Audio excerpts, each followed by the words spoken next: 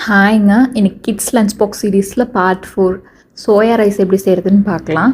இது ரொம்ப சிம்பிளான டேஸ்டான ஒரு வெரைட்டி ரைஸ் ரெசிபி. இதுக்கு ஃபஸ்ட்டு ஒரு பேனில் கொஞ்சமாக எண்ணெய் ஊற்றிக்கோங்க. அப்புறம் கடுகு, சோம்பு சேர்த்துக்கோங்க.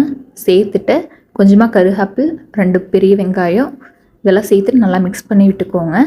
அதுக்கப்புறம் ஒரு பச்சை மிளகாய், 1 ஸ்பூன் இஞ்சி பூண்டு விழுது இதெல்லாம் சேர்த்துட்டு அதுக்கப்புறம் கட் பண்ணி வச்சுருக்கிற 2 தக்காளியும் சேர்த்துட்டு நல்லா தக்காளி மசிகிற அளவுக்கு நல்லா வதக்கி விட்டுக்கோங்க.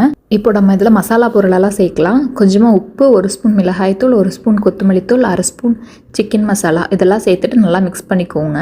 அப்புறம் நம்ம வேக வச்சுருக்கிற சோயா உள்ளே சேர்த்துட்டு அதை நல்லா வேகணும் ஒரு 5 நிமிஷம். அதை மிக்ஸ் பண்ணி விட்டுட்டு இப்போ நம்ம வடித்து வச்சுருக்கிற சாதத்தையும் உள்ளே சேர்த்துட்டு நல்லா கிளறி விட்டுக்கோங்க.